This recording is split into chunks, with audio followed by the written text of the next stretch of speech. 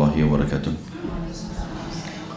Alhamdulillah, selalu kita memuji Allah subhanahu wa ta'ala, karena memang Allah satu-satunya zat yang paling pantas untuk dipuji, dicintai, dihormati dan ditunduki. Karena dialah yang telah menciptakan semua yang di langit, semua yang di bumi, kelihatan atau tidak kelihatan oleh mata kita. Dan juga dia telah menggantungkan segala kebutuhan kita dalam roda kehidupan di muka bumi ini dengan memuji namanya Alhamdulillah. Maka sering-seringlah mengucapkan kalimat mulia ini. Juga kita panjatkan salam hormat kita kepada Nabi Muhammad, Nabi besar Muhammad sallallahu alaihi wasallam, manusia yang telah membawa kepada kita risalah dari langit sehingga kita memahami apa yang diinginkan, apa yang dilarang oleh Sang Pencipta Allah, dan akhirnya kita punya panduan hidup. Manusia terbaik ini, Nabi Muhammad SAW, telah diberikan salam hormat juga oleh Allah dan malaikat-malaikatnya.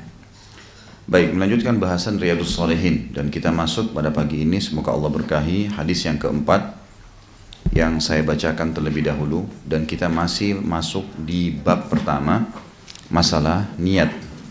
Masalah niat. Terakhir hadis nomor 3 sudah kita bahas panjang lebar tentang masalah hijrah. Apa itu hijrah dan apa yang dimaksud dengan tidak ada hijrah lagi setelah pembebasan kota Mekah. Kemudian ada makna jihad dan metode-metode jihad itu sendiri dalam Islam, mana yang dikatakan jihad, mana yang bukan jihad. Kemudian juga pentingnya niat dalam agama Islam. Hadis keempat ini saya bacakan terlebih dahulu dari Abdullah Jabir bin Abdullah Al-Ansari radhiyallahu anhu. Beliau berkata, kami pernah bersama Rasulullah SAW dalam sebuah peperangan. Maka beliau pun SAW bersabda, Inna bil madinati larijalan masirtum masirah wala qata'tum wadiyan illa kanu ma'akum habasahumul marad. Dalam riwayat lain dikatakan illa syarakukum fil ajr. Sesungguhnya di Madinah terdapat orang-orang yang mana kalian tidak menempuh sebuah jalan dan tidak melintasi sebuah lembah, melainkan mereka bersama-sama kalian. Mereka dihalangi oleh sakit. Dalam riwayat lain dikatakan, melainkan mereka bersekutu dengan kalian dalam pahala. Hadis ini sahih riwayat Imam Muslim. Tentu hadis ini, Bapak Ibu sekalian, adalah hadis lanjutan masih di bab sama, niat. Yang kita ambil pelajaran dari hadis ini, yang pertama adalah peperangan yang pernah diikuti oleh Nabi atau dipimpin oleh Nabi Muhammad SAW. Tepatnya ini adalah perang Badr. Ya, perang Badr. Kata Nabi SAW, ada orang-orang di Madinah yang tidak mengikuti kalian ke sini sekarang, tidak ikut berperang. Mereka tinggal di Madinah, tetapi tidak ada langkah yang kalian langkahi, tidak ada suka duka yang kalian lalui, kecuali mereka mendapatkan pahala yang sama. Kenapa? Karena mereka tertahan oleh sakit. Hadis ini memberikan pelajaran kepada kita, Bapak Ibu sekalian, kalau setiap muslim harus punya niat di setiap kegiatan. Misal contoh, ibu-ibu dan bapak sekalian diundang oleh temannya untuk ke pengajian seperti ini misal. Kebetulan, kalau ibu-ibu misalnya suaminya masih di rumah dan butuh untuk dilayani, kewajiban. Baik, lalu kemudian kita pamit dengan suami, misalnya suami masih mengatakan, sebentar, saya masih ada kebutuhan. Lalu kita punya udzur jadinya. Kita bilang sama teman, saya belum bisa, karena memang saya masih ada kewajiban lain. Misal contoh. Atau anak lagi sakit. Atau kita sendiri lagi sakit. Padahal hati ini pengen sekali hadir. Maka ini sudah cukup untuk Allah berikan pahala yang sama. Sama dengan orang pergi haji. Makanya Bapak Ibu sekalian di setiap kegiatan apapun usahakan punya andil. Usahakan punya andil. Apa saja. Orang lagi pergi umroh misalnya. Teman-teman lagi bilang ini mau umroh nih, ikut yuk. Baik, kita dananya belum terkumpul misalnya. Atau mungkin masih belum bisa karena memang keadaan. Mungkin karena keadaan fisik kita lagi sakit. Mungkin waktu yang belum bisa karena harus diatur. Tapi jangan, ya sudah kamu berangkat aja. Jangan cuma sekedar bahasa itu. Diniatkan dalam hati, kalau memang saya pengen ya Allah pergi ini. Kalau engkau mudahkan, saya akan pergi. Gitu. Di setiap ibadah ya, di setiap ibadah. maka itu sudah cukup untuk kita mendapatkan pahala sama dengan mereka. Ini hal yang bukan ringan ini, ya. Hal yang maksudnya perbuatannya ringan tapi balasannya bukan hal yang ringan, besar sekali. Di sini perang Badar dalam Islam adalah perang pertama dalam Islam, itu terjadi tahun 2 Hijriah. Dan Allah Subhanahu wa taala memberikan kemenangan kepada Nabi Muhammad SAW, dan khusus untuk ahli Badar, penghuni Badar ini diampuni dosanya. Mereka jumlahnya waktu itu 314 orang bersama Nabi SAW. Dan ini peperangan pertama dalam Islam yang Allah berikan kemenangan yang luar biasa. Karena mereka hanya sekedar keluar untuk menahan kafilah Abu Sufyan. Kebetulan sebab perang ini, Bapak Ibu sekalian, adalah ada waktu para sahabat hijrah ke Madinah, sebagaimana bahasan kita hadis yang nomor 3 kemarin. Waktu mereka hijrah, ternyata banyak di antara sahabat yang hartanya tertinggal di Mekah. Rumahnya, dagangannya, pokoknya sama orang Quraisy nggak boleh dibawa. Mau pindah ke Madinah silahkan, tapi jangan bawa apa-apa. Ada yang istrinya ketinggal, ada yang anaknya, pokoknya luar biasa. Nah, harta-harta muslimin ini rupanya yang ditinggalkan di Mekah diperebutkan oleh kepala-kepala kafilah yang ada. Maksudnya kepala-kepala kabilah, suku, ya. Ada Abu Sufyan, ada Abu Lahab, ada Abu Jahal, orang-orang yang memang dasarnya memimpin Mekah pada saat itu. Harta-harta muslimin tidak dibagi umum, tidak diperebutkan umum oleh masyarakat, tapi untuk tokoh-tokoh ini gitu. Nah, harta-harta ini rupanya diduitkan, kemudian diberikan barang-barang dagangan oleh mereka. Padahal harta rampasan ya. Kemudian diberikan barang dagangan di negeri Syam. Yang pimpin kafilah itu Abu Sufyan. Maka Nabi SAW waktu dengar, Nabi bilang kepada para sahabat, terutama muhajirin, orang yang hijrah dari Mekah ke Madinah, sahabat-sahabat yang memang dasarnya harta mereka direbut oleh Quraisy. Berkumpullah, kita serang kafilah itu, ambil kembali hak kalian gitu. Jadi di sini bukan perampokan ya, tetapi memang pengambilan hak. Maka menyeranglah Nabi SAW, waktu itu dibuka umum, siapa yang mau ikut silakan, yang nggak mau ikut juga nggak apa-apa. Tidak ada, bukan kewajiban pada saat itu jihad. Yang ikut sama Nabi hanya 313 orang, 314 dengan Nabi SAW, dan ini memang orang-orang yang sangat loyal.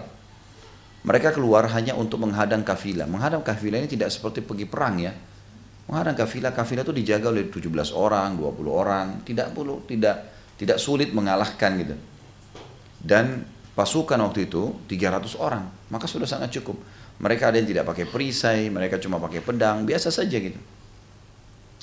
Maka pada saat itu orang-orang Quraisy, Abu Sufyan waktu dengar, Abu Sufyan ngirim surat ke Mekah kalau Muhammad sudah keluar dari Madinah bersama dengan pasukannya.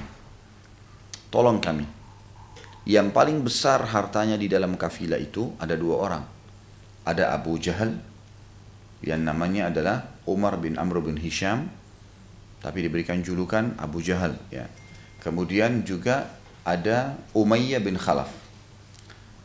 Dan yang sedang mimpin kafilah namanya Abu Sufyan. 3 orang ini orang yang paling banyak hartanya di situ.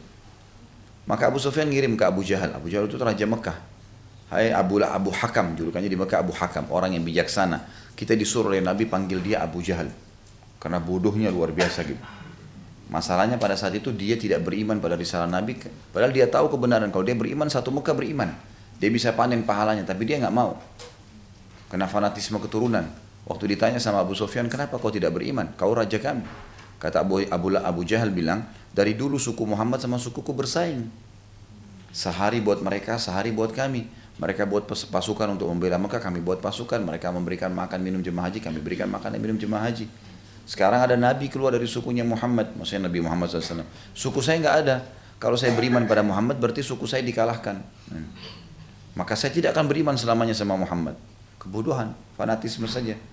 Padahal ini bukan masalah pilihan, ini bukan milih makan, ini bukan milih baju. Ini masalah agama, selamat atau enggak selamat di akhirat gitu. Maka dapatlah julukan Abu Jahal. Ringkas cerita, surat Abu Sufyan sampai ke tangan Abu Jahal. Lalu Abu Jahal memotivasi orang-orang di Mekah supaya bergerak. Gitu kan. Ayo kita bentuk pasukan. Terbentuklah kurang lebih 1.000 orang pasukan. Tapi yang terbentuk di Mekah ini memang pasukan perang gitu. Memang mereka keluar pakai perisai. Orang-orang zaman dulu tuh kalau berperang Bapak Ibu sekalian, dari kepala sampai kaki semuanya besi. Yang kelihatan cuma bola matanya. Nah iya, dia pakai topi besi, baju besi, sampai ke kudanya pun semuanya besi. Gitu kan. Jadi perang, dan itu berat, gitu kan. Berat itu. Tapi apa boleh buat untuk membela diri? Yang keluar dari Madinah 300 orang ini, 314 ini, dengan baju biasa. Baju seperti yang mereka pakai sehari-hari, cuma bawa pedang saja, karena menghalang kafilah gitu. Keluarlah 1000 orang pasukan dari Mekah ini, tiba di Badr, wilayah Badr. Nabi SAW juga sudah tiba di Badr, kafilah Abu Sufyan kebetulan lewat di Badr. Waktu itu Abu Sufyan dengan hikmah Allah berhasil lolos. Lewat jalan padang pasir lolos. Tinggal ada satu gunung di tengah-tengah Badr, pasukan Quraisy yang 1000 ada di sebelah gunung, pasukan muslimin di sebelah gunung sebelahnya, dan mereka tidak saling tahu. Ini disebutkan dalam surah Al-Anfal. Allah ceritakan panjang lebar tentang kejadian tersebut. Ingatlah pada saat kalian sedang berada di udwatid dunya dan udwatil quswa. Orang-orang Quraisy ada di sisi satu gunung, kalian ada di sisi satu gunung, tapi mereka tidak saling tahu. Dan Allah ingin memang terjadi peperangan pada saat itu. Terjadi peperangan tentunya.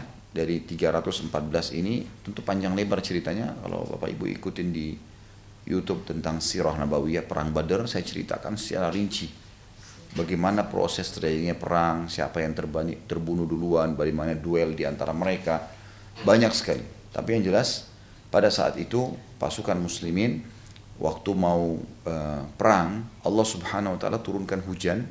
Di sisi gunung yang ada muslimin turun hujan gerimis. Lembut hujannya gitu, membuat muslimin ngantuk sehingga mereka tertidur gitu kan. Di sisi gunung yang sebelah hujannya lebat sampai membuat orang-orang Quraisy nggak bisa tidur, becek semuanya gitu. Mereka mau jalan juga susah gitu. Nah, turunnya hujan, nanti sebentar saya lihatin dalam surah Al-Anfal cerita itu ya. Maka turunnya hujan ini membuat mereka ngantuk, sampai ada sahabat yang mengatakan saya pegang pedang jatuhnya sampai 10 kali. Ngantuk lagi, padahal dia berjaga-jaga gitu. Nah, rasa ngantuk ini menghilangkan rasa takut. Orang kalau ngantuk, itu hilang semua takutnya. Pikiran dia adalah bagaimana tidur aja. Maka ngantuk ini membantu sekali. Nah, pasukan Quraisy besoknya, kemudian sudah tahu ada pasukan muslim semua berhadapanlah mereka. Dan dengan hikmah Allah, 314 ini berhasil mengalahkan 1000 orang. Bahkan pada saat itu terbunuh tokoh-tokoh Quraisy seperti Abu Jahal mati pada saat itu, kemudian Umayyah bin Khalaf mati pada saat itu, Al-Walid, Uqbah, banyak tokoh-tokoh Quraisy yang memang dasarnya perampok-perampok yang mengambil harta muslimin ini malah terbunuh semuanya di situ dan dimenangkan oleh kaum muslimin. Tapi yang jadi inti bahasan kita adalah Nabi SAW pada saat pulang dari peperangan dan sudah menang, beliau mengatakan, di Madinah ada orang-orang yang tidak sempat ikut dengan kalian, tapi semua yang kalian lakukan ini, dari langkah, lewatin lembah, dari suka dukanya pertempuran, sampai kemenangan ini, menang lawan musuh kan juga pahala. Ini semuanya mereka bersama dengan kalian di pahala. Bahkan dalam tambahan riwayat yang tadi dikatakan, kecuali mereka bersekutu dengan kalian. Bersekutu kan sama berpartner ya. Jadi artinya kalian dapat 100, mereka dapat 100. Kalian dapat 1 juta, mereka dapat 1 juta. Tapi mereka di Madinah. Kenapa? Karena tadi uzur. Hadis ini menyebutkan ada penyakit ya. Ada riwayat lain yang mengatakan mereka tertahan dengan uzur. Mereka tertahan dengan uzur. Uzur ini apa saja? Misal selain sakit, orang itu lumpuh atau tidak punya duit ya. Pada saat perang Badar, salah satu sahabat Nabi yang bernama Utsman bin Affan radhiyallahu anhu tidak sempat ikut. Kenapa nggak sempat ikut? Karena istrinya Ruqayyah lagi sakit keras. Ruqayyah ini anak Nabi SAW. Nabi waktu itu Nabi dan Raja. Maka waktu Utsman mau ikut perang, kata Nabi, jangan hai Utsman, urus anak saya ini, urus istri kamu. Karena nggak ada yang bisa urus, kamu yang harus urus ini sendiri. Nggak usah kamu ikut. Utsman sempat sedih sebenarnya, tapi Nabi yang perintahin, udah diikutin. Maka Nabi SAW pada saat menyebutkan hadis ini, sebagian ulama hadis bilang ini juga hadis tertuju kepada Utsman bin Affan yang tidak bisa ikut justru karena perintah Nabi, gitu kan? Perintah Nabi. Tapi ini bukan kasuistik karena istrinya sakit ya, tapi karena ada perintah Nabi di sini. Karena ada perintah Nabi. Jadi Nabi SAW perintahkan kamu harus begini sebagai pemimpin, maka dipatuhilah oleh Utsman bin Affan. Ini juga termasuk uzur. Ini juga termasuk uzur. Baik, kita baca sedikit dulu tentang kisah tentang perang Badar ini, ada dalam surah Al-Anfal ya. Kita mulai di ayat 5 ya. Di ayat 5. A'udzubillahi minasyaitonirrajim. Bismillahirrahmanirrahim. Kama akhrajaka rabbuka min baitika bil haqqi wa inna fariqan minal mu'minina lakarihun. Sebagaimana Tuhanmu menyuruhmu pergi dari rumahmu, hai Muhammad, dengan kebenaran. Padahal orang-orang beriman, sebagaimana Tuhanmu telah menyuruhmu keluar, pergi hai Muhammad dari rumahmu, untuk pergi ke wilayah Badr. Dengan kebenaran, padahal sungguhnya sebagian orang-orang yang beriman tidak menyukainya. Maksudnya di sini, waktu sebelum terjadi perang Badr, Bapak Ibu sekalian, dia cuma mengatakan kita akan keluar. Ada sebagian orang-orang beriman pada saat itu tidak berharap keluar, mengejar kafilah gitu kan. Tapi Allah mengatakan Allah mengeluarkan kau dengan benar hai Muhammad. Keluar. Ayat ke-6-nya, yujadilunaka fil haqqi ba'dama tabayyana ka'annama yusaquna ilal mauti wa hum yanzurun. Mereka membantahmu tentang kebenaran sesudah nyata bahwa kalian pasti akan menang. Jadi waktu itu pas tiba di wilayah Badr, maka ada pilihan. Kita kejar kafilah Abu Sufyan atau kita menghadapi pasukan Mekah. Para sahabat cenderung dengan kafilah. Karena kafilah kecil musuhnya. Cuma 20-25 orang yang bisa dilawan. Kalau pasukan ini besar, jumlahnya 1000 orang. Maka di sini para sahabat coba bukan membantah sebenarnya. Mereka berdiskusi dengan Nabi SAW lebih tepatnya tentang kebenaran itu. Kalau Allah sudah janjikan kemenangan, artinya kita dapat kafilah atau kita akan menang. Kalaupun lawan pasukan 1000 tetap kita akan menang. Allah sudah janjikan. Seolah-olah mereka dihalau kepada kematian, sedang mereka melihat sebab-sebab kematian itu. Maksudnya para sahabat ini karena belum pernah perang sebelumnya, ini perang pertama dalam Islam, ini hadapin 1000 orang, berarti jelas-jelas depan mata kematian. Kalau pasukan, kalau kafilah bisa mati bisa enggak. Masih awal Islam, mereka belum luar biasa imannya sehingga memang mengejar mati syahid dan seterusnya.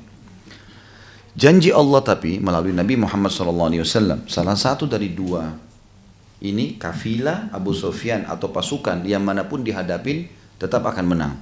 Ayat 7 menjelaskan itu. Wa idh ya'idukumullahu ihdat ta'ifataini annaha lakum wa tawadduna anna ghaira dhati syauqati takunu lakum wa yuridu Allahu an yuhiqqal haqqa bi kalimatihi wa yaqta'a dabiral kafirin. Dan ingatlah ketika Allah menjanjikan kepadamu hai Muhammad bahwa satu dari dua golongan yang kamu hadapi, kafilah atau pasukan, adalah untukmu, pasti kamu akan menang. Sedang kamu menginginkan di sini bahwa yang tidak mempunyai kekuatan senjatalah yang untukmu. Maksudnya di sini adalah para sahabat berharap yang kafilah aja yang dihadapin, jangan pasukan. Dan Allah menghendaki untuk membenarkan yang benar dengan ayat-ayatnya dan memusnahkan orang-orang kafir. Tapi Allah mau terjadi perang dengan pasukan. Karena kalau pasukan Quraisy yang kalah, bukan hanya sekedar kafilah yang bisa didapatkan. Mekahnya juga, orang-orang kafir jadi takut, Islam jadi nyebar gitu.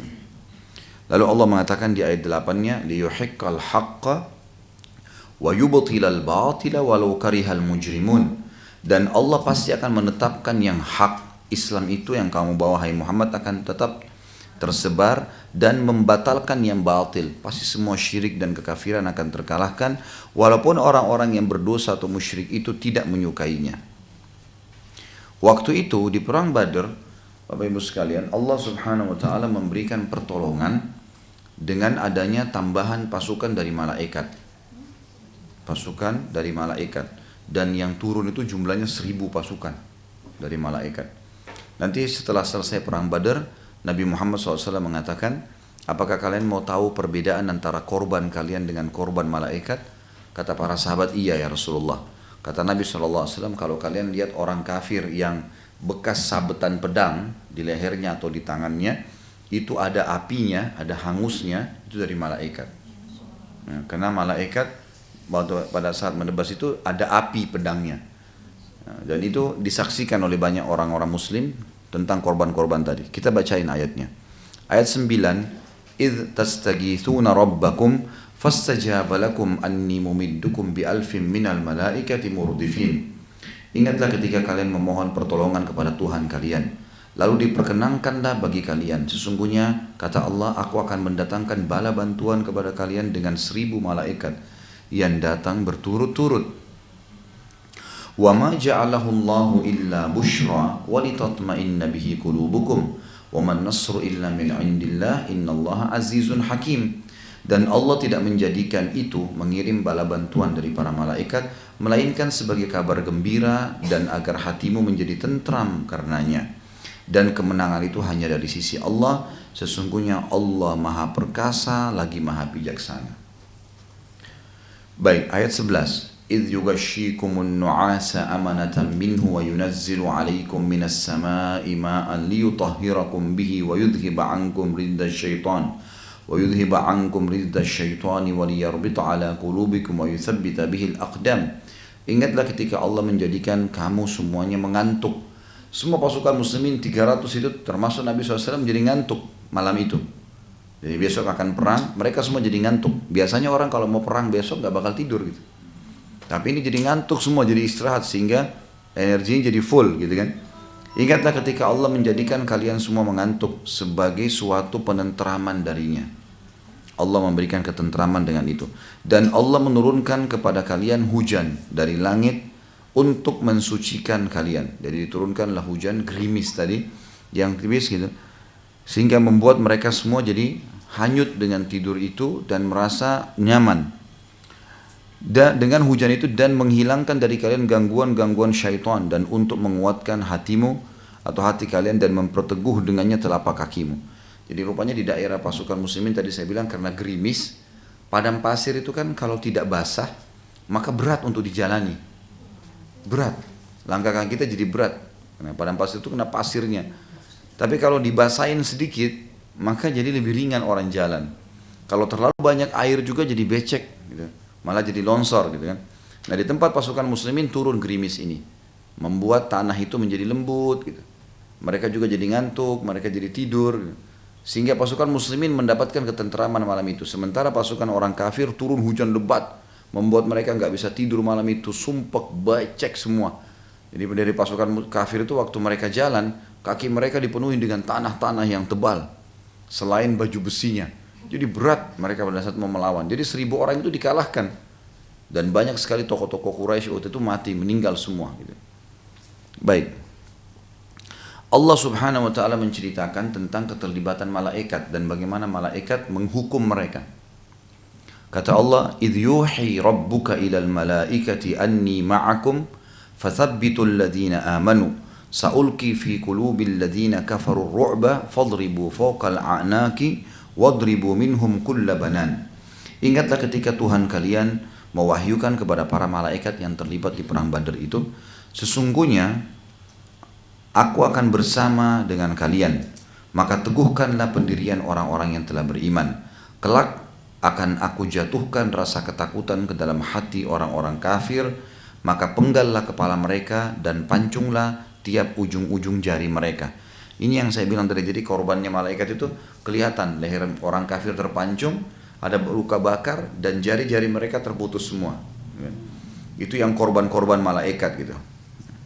Sampai ada sahabat yang menceritakan di perang Badar, dia bilang pada saat saya lagi ngejar satu orang kafir, kemudian saya baru mau tebas lehernya sudah terbang sendiri.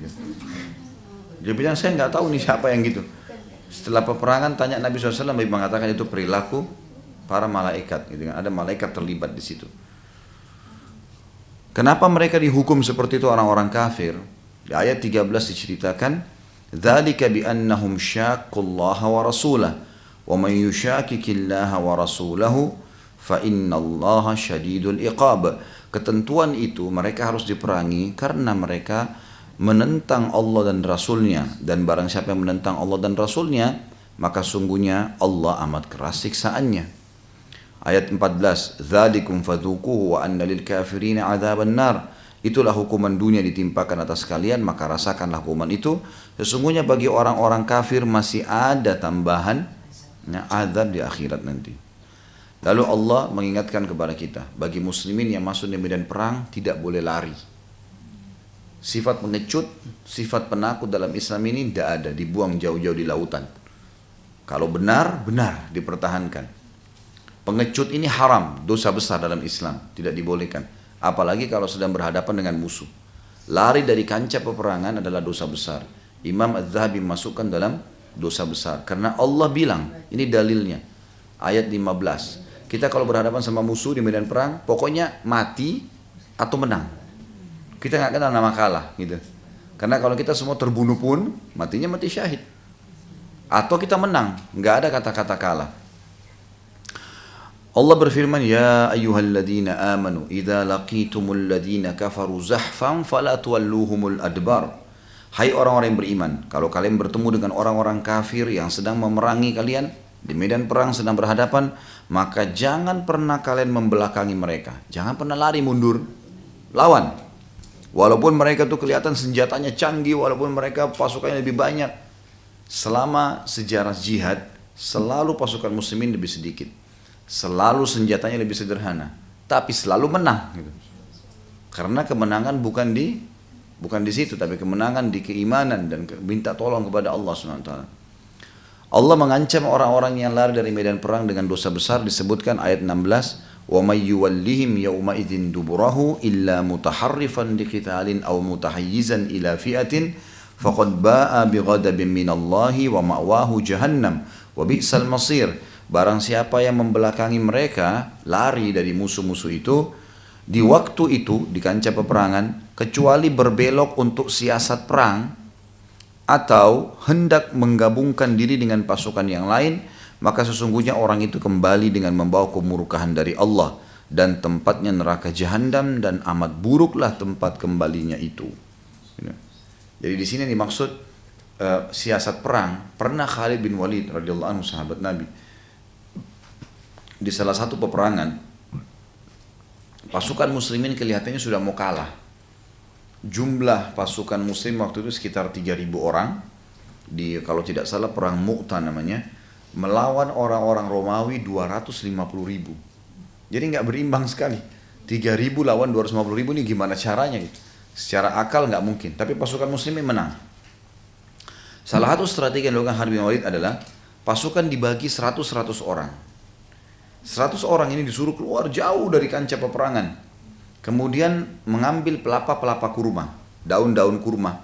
Diambil pelapa-pelapanya, semua pasukan pegang satu, kemudian ditarik di padang pasir.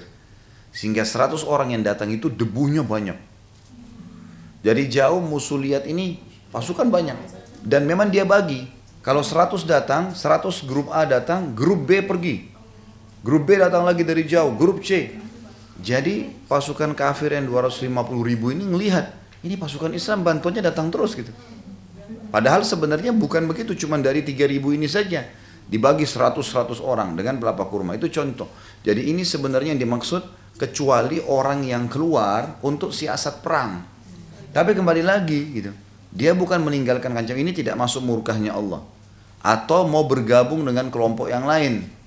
Misal tadinya berhadapan sama musuh di sini, tapi di sana ada panggilan untuk bersatu supaya pasukannya besar datang, itu lain.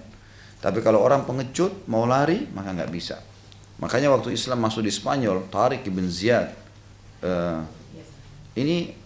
Tariq ini rahimahullah, waktu tiba pasukan Islam di wilayah Spanyol dari Afrika Utara, dari Maroko, itu sama Tariq bin Ziyad ini dibakar semua kapalnya. Semua kapal yang muslimin datang bakar semua. Jadi nggak bisa lari, lautan. Kata Tariq, di depan kalian musuh, tinggal menang atau mati syahid. Di belakang kalian laut, yang mau lari silakan, tenggelam.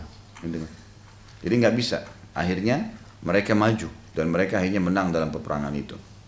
Baik, kalau kita sedang berperang menghadapi musuh atau seseorang sedang mendakwai orang lain, sebenarnya kita nggak punya peran apa-apa di situ, atau kita sedang menasihatin orang lain.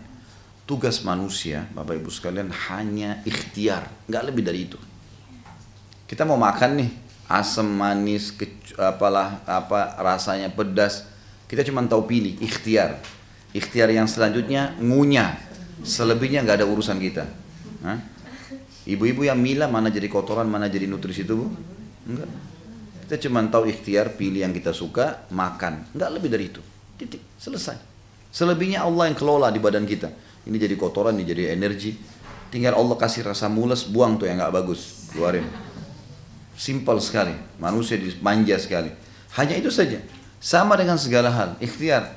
Saya mau dapat usaha ini, ikhtiar aja, jalan. Selebihnya tawakal. Hasilnya bukan di tangan kita itu.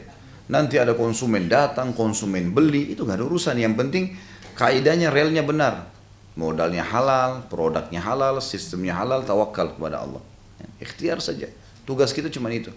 Mendakwahi orang. Saya tidak bisa membuat bapak ibu ini tiba-tiba berubah, ambil semua apa yang saya ajarin. Itu bukan tugas saya.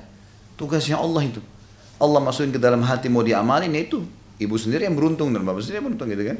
Saya cuma tugas saya sampein. Tugas kamu dai, sampaikan. Dai itu yang menyampaikan saja, selesai. Nabi juga begitu. Nabi Muhammad SAW pernah sedih di Mekah karena ada orang Quraisy yang nolak.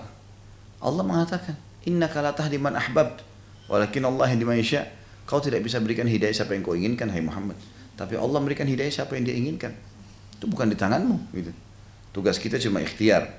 Sama di medan perang, bukan tugas kita. Mau dia pakai mau pesawat terbang, mau pakai tank, nggak ada urusan. Sampai sekarang Israel sudah masuk, Yahudi sudah masuk menguasain Palestina. Sampai sekarang berapa orang yang mereka bunuh dan berapa orang yang mereka tidak bisa bunuh? Banyak. Saya waktu umrah plus Aqsa ke sana, orang Palestina makan, buka restoran, punya toko, punya hotel, sekolah, jalan. Ada yang mati, berapa orang? Yahudi punya banyak tentara, mobil-mobil tank, punya segala. Mereka nggak bisa buat apa-apa tuh. Cuma mencaplok negaranya orang, itu pun mereka hidup dalam ketakutan, gitu kan. Nggak bisa, ada campur tangan Allah di sini yang membuat orang tidak bisa. Mereka nggak bisa buat lebih daripada itu. Sebatas ada batasan-batasan yang mereka tidak bisa lampaui itu. Allah mengatakan tentang orang yang jihad di ayat 17-nya. Falam taqtuluhum walakinnallaha qatalahum wa ma ramaita idh ramaita walakinnallaha rama waliyubliyal mu'minina minhu bala'an hasana innallaha sami'un alim. Maka yang sebenarnya adalah bukan kalian yang membunuh orang-orang kafir itu. Allah saja yang mudahin, tangan kita terayun, tebas dia, gitu kan? Kalau Allah mau semahir apapun dia akan tetap tidak bisa tangkis pada saat itu, gitu. Akan tetapi Allah lah yang telah membunuh mereka dan bukan kalian yang melempar, memanah, lempar tombak, tapi Allah lah yang melempar, gitu. Artinya Allah yang mengarahkan itu sampai masuk kena ke musuh yang mana, gitu. Allah berbuat demikian untuk membinasakan mereka dan untuk memberi kemenangan kepada orang-orang beriman dengan kemenangan yang baik. Sesungguhnya Allah Maha mendengar lagi Maha mengetahui. Jadi di sini campur tangan ilahi sangat besar, gitu kan? Ayat 18, "Dzalikum wa annallaha muhinu kaidil kafirin." Semua itu karunia Allah yang dilimpahkan kepada kalian dan sungguhnya Allah melemahkan tipu daya orang-orang kafir. Lalu kemudian ayat 19, ya. In tastaftihu faqad ja'akumul fath wa in tantahu fahuwa khairul lakum wa in ta'udu na'ud wa lan tughni 'ankum fi'atukum syai'an walau kathurat wa anna Allaha ma'al mu'minin. Jika kamu hai orang-orang musyrik mencari keputusan, maka telah datang keputusan pada kalian. Ini lihat sudah kalah. Allah berikan kemenangan. Depan mata kalian orang beriman itu sedikit sekali jumlahnya. Jelas kemenangan Allah kasih. Dan jika kalian berhenti, tidak mau lagi pada kekafiran, maka itu lebih baik bagi kalian. Dan jika kalian kembali, tetap lagi mau berperang, niscaya kami akan kembali pula. Dan angkatan perang kalian sekali-kali tidak dapat menolak dari kalian sesuatu bahaya pun. Biarpun mereka banyak atau dia banyak, dan sesungguhnya Allah beserta dengan orang-orang yang beriman. Ini semua ayat-ayat menceritakan kepada kita tentang masalah bagaimana kejadian pada saat itu di Badr. Ya. Baik. A'udzubillahi minasyaitonirrajim. Wa'lamu annama ghanimtum min syai'in fa anna lillahi khumusahu walirrasuli walidhil qurba wal yatama wal masakini wabnis sabili in kuntum amantum billahi wa ma anzalna ala abdina yawmal furqani yawmal taqal jam'an wallahu ala kulli syai'in qadir. Ketahuilah sesungguhnya apa saja yang dapat kamu peroleh sebagai rampasan perang, maka sesungguhnya seperlimanya untuk Allah, Rasul, kerabat Rasul, anak-anak yatim, orang-orang miskin dan ibnu sabil, jika kalian beriman kepada Allah dan kepada apa yang kami turunkan kepada hamba kami Muhammad di hari Furqan, yaitu di hari bertemunya dua pasukan, maksudnya kafir sama Muslim di perang Badar, dan Allah Maha Kuasa atas segala sesuatu. Jadi harta rampasan perang itu kalau didapatkan, misal perang antara pasukan Muslim sama pasukan kafir, semua yang di pasukan kafir jadi harta rampasan perang. Pedangnya, perisainya, kalau kita sekarang pesawat tempur, apalah mobil tank, semua itu jadi harta rampasan perang. Nah itu seperlimahnya dikeluarkan. Diatur semuanya, misal ditemukan 100 tank, 50 kapal perang, apalah peluru dan segala macam, ini dikumpulin semua, dibagi. Seperlimahnya itu dikeluarkan untuk Allah, untuk Rasul, untuk kerabat Rasul, anak-anak yatim. Maksudnya dibagi untuk Allah dan Rasul, itu Allah tentu dibagi ya. Untuk Rasulullah semasa beliau hidup beliau pakai itu, halal buat beliau itu. 4/5-nya dibagi untuk mujahidin. 4/5-nya dibagi rata untuk mujahidin. Nah sekarang ayat 42-nya menceritakan tadi kita, waktu pasukan mau ketemu yang saya bilang turun hujan, kemudian yang satu di sisi gunung, yang satu sisi gunung, tapi ini mereka tidak saling tahu. Allah ceritakan, "Idz antum bil udwatid dunya wa hum bil udwatil quswa war rakbu asfala minkum walau tawa'adtum lakhtalaftum fil mi'adi walakin liyaqdiyallahu amran kana maf'ula." Liyahlika man halaka an bayyinatin wa yahya man hayya an bayyinah wa innallaha lasami'un alim. Pada hari itu ketika kalian berada di pinggir lembah yang dekat dan mereka berada di pinggir lembah yang jauh. Jadi saya gambarkan di situ di tempat Badar sekarang ada itu. Ada sebuah bukit besar dikenal dengan udwatid dunia dan udwatil quswa. Diistilahkan dengan lembah terdekat dengan lembah yang jauh karena bersebelahan. Maksudnya lebih dekat dengan kota Madinah. Yang ini lebih jauh dari kota Madinah. Orang kafir ada di Quswah, sementara orang Muslim ada di dunia. Maksudnya yang dekat dengan yang jauh. Tapi bersebelahan gunung saja ya. Di sini dikatakan, pada hari itu ingatlah ketika kalian berada di lembah yang dekat dan mereka orang kafir berada di pinggir lembah yang jauh. Sedang kafilah Abu Sufyan berada di bawah kalian. Di depannya gunung itu. Tapi subhanallah tiga ini nggak saling tahu. Abu Jahal sama kelompoknya dari Mekah tidak tahu kalau kafilah Abu Sufyan ada di dekat situ. Abu Sufyan juga tidak tahu kalau orang-orang Mekah sudah sampai. Abu Sufyan tidak tahu Nabi dekat situ. Orang kafir tidak tahu Nabi dekat situ. Dan Nabi juga tidak tahu semua ini. Tapi berdekatan lokasinya. Ini Allah ceritakan seperti itu. Sekiranya kalian mengadakan persetujuan, perjanjian, saling janji akan perang, gitu kan? Pastilah kalian tidak sependapat dalam menentukan hari pertempuran itu. Akan tapi Allah mempertemukan dua pasukan itu agar Dia Allah melakukan suatu urusan yang mesti dilaksanakan, yaitu agar orang yang binasa akan binasa dengan keterangan yang nyata dan agar orang yang hidup akan hidup. Maksudnya orang kafir akan mati, orang beriman akan hidup. Dengan keterangan yang nyata pula. Sungguhnya Allah Maha mendengar lagi Maha mengetahui. Baik, ini kurang lebih ayat-ayat yang bisa kita ambil. Tentu di sini panjang kalau mau dibahas ya. Tapi yang jelas yang saya ingin datangkan saksi bahasan kita kalau perang Badar terjadi. Dan yang lebih penting daripada itu adalah bagaimana setiap ada kesempatan untuk hadirkan niat di ibadah, hadirkan. Nah, kalau ada uzur maka akan dapat pahalanya. Saya sudah kasih contoh di awal hadis kita dulu. Kalau bapak ibu mau tidur malam, niat sholat tahajud. Niat. Kebablasan tidur, dapat pahala tahajudnya. Tapi jangan tidak niat sama sekali. Dari rumah tadi keluar ke sini, niat dari awal, kalau ada orang miskin saya mau bantu.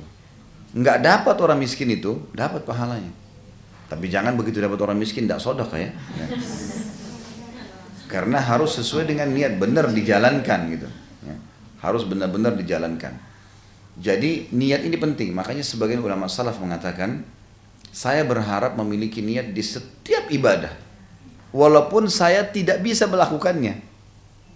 Misal teman-teman kita di Palestina lagi berjihad, coba seandainya ya, kalau saya hidup itu diikut di sana, maka saya pun akan ikut jihad. Gitu.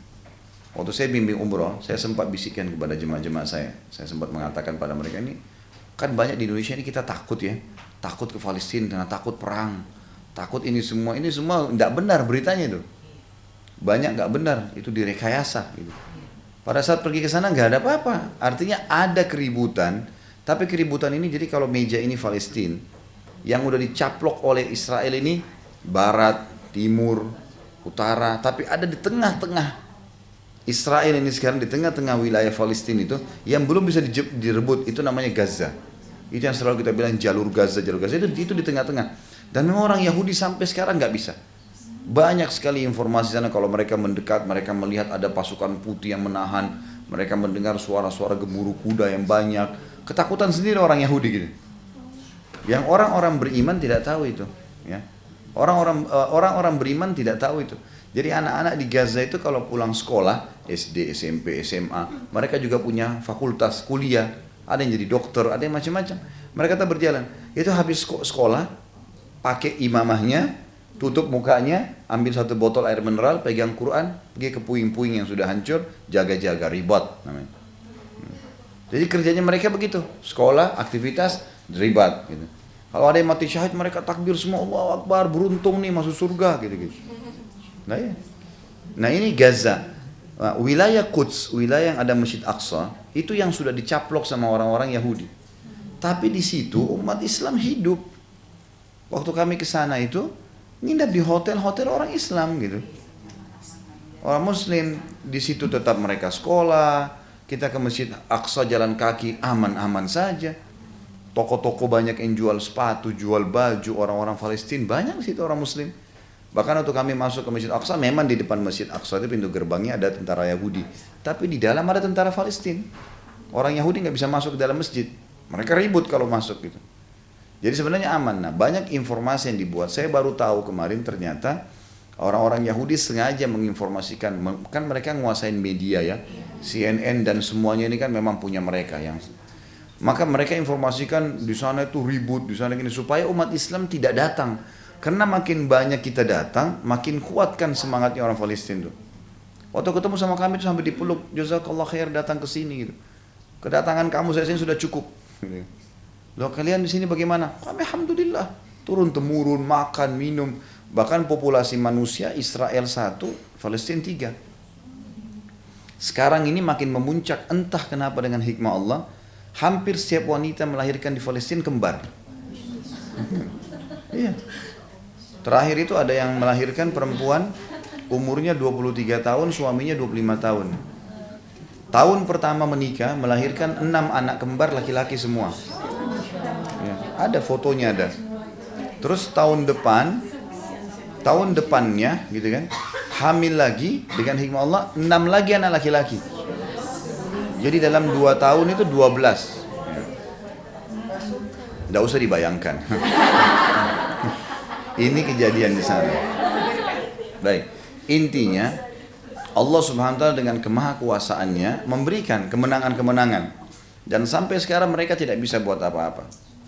Saya sebelum berangkat tahun lalu itu ada dapat di WhatsApp foto dari TV Al Arabiyah. Al Arabiyah ini kayaknya bukan orang Muslim yang punya ya. Entah gimana ada cuplikan dari mana direkayasa gambar itu, Masjid Aqsa hancur. Hancur, dibombarder habis semua, Kuba yang kuning tuh hancur, rubuh. Ini begitu saya lihat, saya hubungin Pak Agus yang sama-sama saya di travel. Ya, Pak Agus coba pastikan di sana gitu. Pastikan dihubungin sama dia. Rupanya orang yang di sana yang pegang, yang urus di Palestina itu ngambil print kertas tanggal itu, hari itu dipegang dekat Masjid Aqsa, difoto. Ini Aqsa nggak apa-apa nih. Nggak ada apa-apa gitu. Berarti itu cuma isu bohong gitu kan. Dan sekarang salah satu-satunya negara Islam yang faham bahwa saya memang harus masuk itu Turki. Jadi Turki itu sekarang membuka memang kerjasama langsung sama Israel. Tujuannya bukan untuk Israelnya gitu, tapi Sekarang sudah bisa ada penerbangan dari Istanbul ke Tel Aviv langsung. Itu 1 minggu kalau nggak salah 2 atau 3 penerbangan. Berarti bisa 1.000 orang Turki Muslim masuk dalam 1 minggu. Untuk datang ke Aqsa saja. Gitu. Waktu ditanya kenapa datang sini, kami nggak mau kehilangan masjid ini. Kalau kita kan masih malu-malu, atau masih takut gitu kan. Sampai saya bilang sama jemaah saya, Bapak Ibu sekalian, kita di sini nih 3-4 hari, alhamdulillah makanannya muslim, orang muslim, kita di wilayah muslim. Kemudian saya bilang, kalau di sini 3-4 hari, niatkan juga ribat. Tahu ribat ya? Ribat itu mengikat diri di perbatasan dengan orang kafir. Jadi ada hadis Nabi, siapa yang beribat 1 hari, jadi kita berada di perbatasan muslim sama kafir, 1 hari, itu lebih baik daripada dunia dan seluruh isinya. 1 hari saja, gitu kan?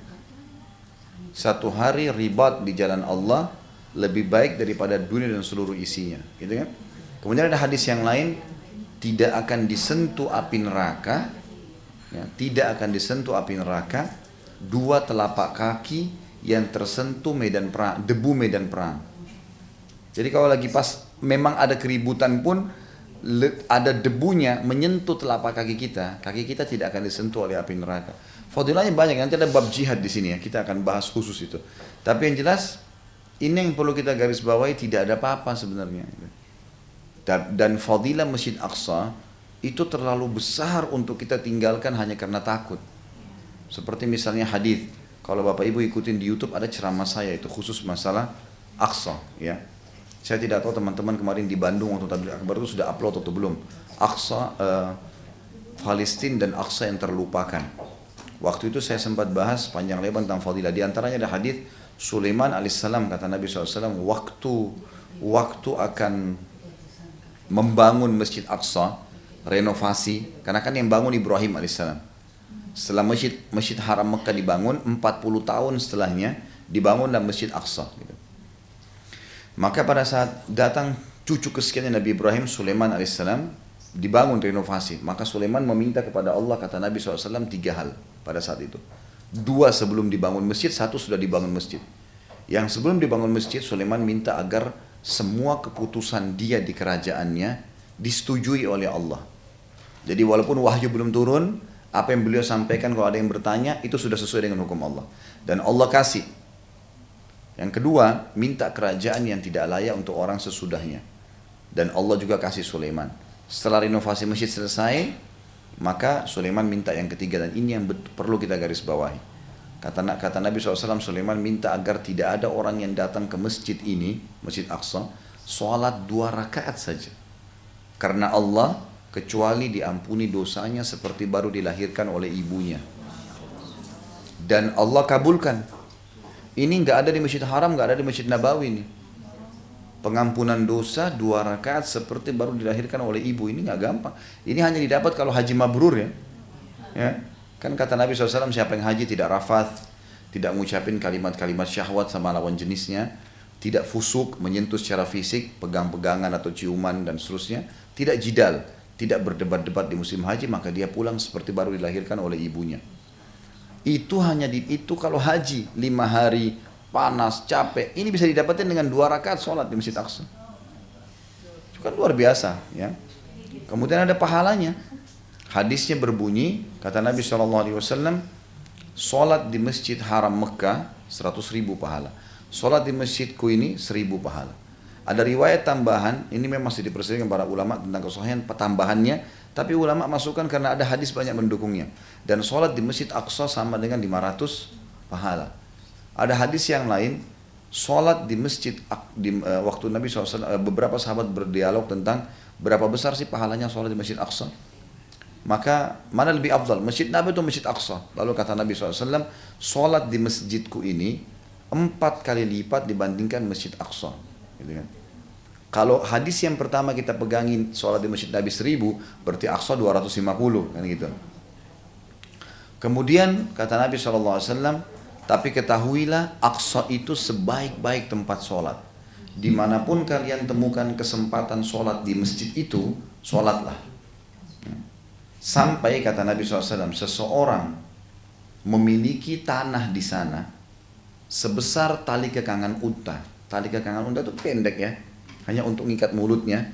Sebesar itu saja tanah dia milikin, hanya untuk bisa melihat Masjid Aqsa.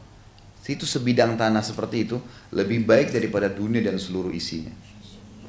Jadi kita dimotivasi untuk milikin tanah malah di sana, gitu ya. Untuk malah tinggal itu lebih baik daripada seluruh isinya. Dan semua nabi-nabi pernah ke Masjid Aqsa. Semua nabi-nabi pernah mengikat tali kekangannya di tali kekangan, di tali yang diikat Nabi SAW. Nabi SAW mengikat tali burak, gitu ya. Jadi ini fadilah yang sangat besar. Pernah Maimunah, salah satu istri Nabi berkata, ya Rasulullah, ini kebetulan Maimunah orang Yahudi masuk Islam, gitu kan. Lalu kata Maimunah, ya Rasulullah, beritahukan kepada kami tentang Masjid Aqsa. Kata Nabi SAW, pergilah kalian semua ke sana. Pergilah kalian semua ke sana. Karena sholat di sana, ya, 1000 dibandingkan tempat lain. Dalam arti kata di sini berarti Masjid Nabawi bisa jadi 4000 karena Nabawi 4 kali lipat. Karena hadis ini menjelaskan 1000, gitu kan. Lalu kata Maimunah, ya Rasulullah, kalau orang tidak bisa ke sana, jauh, waktu, uang, biaya, kata Nabi SAW, dia nyumbang, berikan minyak agar bisa menerangi Aqsa. Zaman dulu kan orang tidak punya lampu kayak kita ya, minyak, taruh sumbu sedikit, bakar kan nyala. Minyak ini untuk penerangan. Kata Nabi, hadiahkan minyak di Masjid Aqsa, maka siapa yang menerangi Aqsa sama dengan sholat di dalamnya.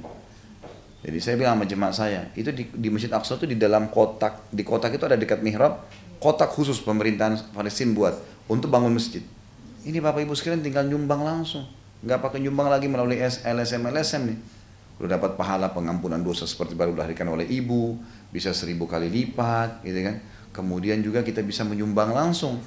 Kebetulan subhanallah kalau saya lagi umroh atau lagi ke sana itu, pas lagi renovasi Masjid Aqsa. Nasibnya jemaah tuh gitu.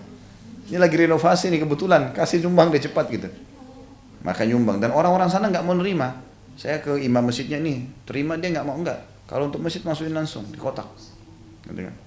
Banyak ibu-ibu tua kesian di situ, yang janda-janda tua yang suaminya meninggal gitu kan. Itu banyak sekali di situ. Nah kalau kita juga lagi dari hotel ke masjid, saya bilang, kebetulan kita niatkan ribat nih. Karena kan kita berada di wilayah orang kafir sekarang ya, lagi menjajah. Kita niatin ribat. Berarti selama 4 hari kita dapat pahala ribat. Ya. Ribat tadi ya, orang yang ribat 1 hari di jalan Allah, mengikat diri di perbatasan muslim sama kafir 1 hari, itu lebih baik daripada dunia dan seluruh isinya. Kita punya 4 hari waktu di sana. Bisa 4 hari kita ribat. Gitu kan. Kalaupun sampai ada ribut dan kita ikut-ikutan di situ, mati syahid itu luar biasa. Sampai saya bilang sama teman-teman ini, orang-orang Palestina ini, antara mereka dengan surga gampang sekali. Cekcok sedikit sama tentara Israel, ditembak mati, langsung masuk surga tanpa hisab gitu. Di Indonesia kita mau cari di mana itu? Hah? Gak ada itu kan gitu. Toh kalau ajal pasti mati kan gitu. Artinya kita di Palestina atau di Indonesia tetap mati. Dan dalam Islam kita disuruh berharap mati syahid. Kata Nabi SAW, siapa yang berharap mati syahid, tulus dari hatinya, maka Allah akan berikan dia kedudukan mati syahid walaupun dia mati di atas ranjangnya. Jadi kita memang harus menjadikan target. Karena orang mati satu ya. Misal ada orang ditabrak kereta api, ada orang terbakar di atas pesawat, ada orang yang tenggelam di lautan, dimakan ikan habis badannya. Itu semua sama saja sebenarnya. Itu prosesi mati. Tapi semua orang yang mati nggak rasa lagi itu. Mereka cuma rasa sakaratil maut. Malaikat cabut ruh. Jadi orang yang tabrak kereta api nggak lagi bilang, aduh kepala saya hancur, sakit, nggak ada. Orang yang meledak di pesawat, aduh badan saya panas, terbakar, nggak ada lagi itu. Aduh badan saya sakit, dicabit-cabit ikan di lautan, udah nggak ada lagi semua. Proses lihat malaikat cabut ruhnya selesai, badannya mau hancur, mau terbakar, itu nggak ada urusan. Jadi mati itu tidak ada yang perlu ditakutin. Karena memang prosesnya bisa berbeda-beda, tapi yang dirasain satu. Dan kuncinya kalau orang beriman ruhnya mudah keluar, kalau orang kafir sulit keluar, hanya itu saja. Jadi tidak ada lagi, jadi jangan takut dengan sebab itu ya, nggak ada urusan. Nah ini yang membuat para sahabat, para orang-orang soleh kalau jihad itu mereka nggak takut, karena kalau belum tiba ajal nggak bakal mati. Saya pernah baca sebuah tulisan yang menarik dari salah satu sejarawan Muslim. Dia bilang kalau kita rentet sejarah jihad dari zaman Nabi SAW sampai sekarang, pasti yang mati syahid lebih sedikit daripada orang yang hidup. Padahal jelas-jelas perang nih, tapi yang mati lebih sedikit. Di perang Badar itu yang mati mungkin sekitar 60 orang. Iya, di perang Uhud sekitar 70 orang. Padahal jumlah pasukan banyak, ribuan. Dan ulama mengatakan orang kalau masuk medan perang yang mati syahid, yang paling ikhlas mau mati. Baru Allah kasih. Kalau enggak bakalan. Ada teman saya pernah ikut di salah satu kancah peperangan dulu sama tahun 90-an. Waktu itu memang fatwa internasional di Afghanistan, ya alhamdulillah. Itu di Afghanistan memang perang lawan Rusia, jihad internasional. Tahun 90 ya. Tapi tahun 90 dulu memang jihad, fatwa internasional gitu. Ada teman saya ikut di situ, pernah ikut.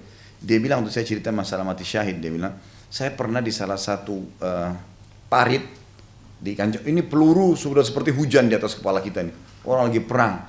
Kami merunduk 3 orang. Dia bilang di depan saya ada orang Filipina, Muslim. Saya orang Indonesia, di belakang saya ada orang Pakistan. Dia bilang peluru itu akhi, dia bilang sama saya, peluru itu lewat di bawah ketiak orang Filipina ini, lewat di bawah ketiak saya, yang kena mati syahid yang Pakistan. Seperti peluru itu nyari siapa yang harus mati gitu. Jadi seperti dicari ini mati syahid, ini orang yang paling ikhlas nih. Jadi kalau orang masuk kancah peperangan pun tidak usah menghayal mati, kecuali memang betul-betul mau mati gitu. Baru Allah kasih, karena ini kan balasannya luar biasa ya. Masih tidak ada lagi pertanyaan malaikat mungkar nakir, jenazahnya nggak dimandiin, ya. Nggak dimandiin lagi, sudah nggak dibersihin, dianggap suci. Tidak ada lagi timbangan amal hari kiamat karena semua dosanya bersih. Masuk surga tanpa hisab, gitu kan? Kemudian bisa memberikan 70 syafaat keluarganya, banyak manfaatnya. Hanya dengan tunggu musuh, mau dibunuh musuh saja gitu. Sampai ada sahabat satu di perang Badar, dia lagi makan kurma 2 butir gitu. Terus Nabi bilang, tidak ada seorang pun dari kalian di sini yang hadir sekarang, demi Allah mati terbunuh oleh orang kafir itu, kecuali masuk surga yang surga itu seluas langit dan bumi. Sahabat ini lagi makan kurma bilang, bakin itu indah sekali ya Rasulullah. Ulangin. Kata Nabi SAW, ulangi ya Rasulullah. Kata Nabi SAW, demi Allah tidak ada seorang pun dari kalian yang mati terbunuh di medan perang ini, kecuali masuk surga langsung, tidak pakai hisab, yang luasnya seluas langit dan bumi. Dia bilang lagi, bakin, indah sekali. Kata Nabi SAW, kenapa kau bilang itu? Dia bilang, ya Rasulullah, hanya saya tinggal tunggu maju lawan orang-orang kafir nih, terus saya dibacot nih, dibunuh, mati, masuk surga. Kata Nabi, iya, udah pasti itu.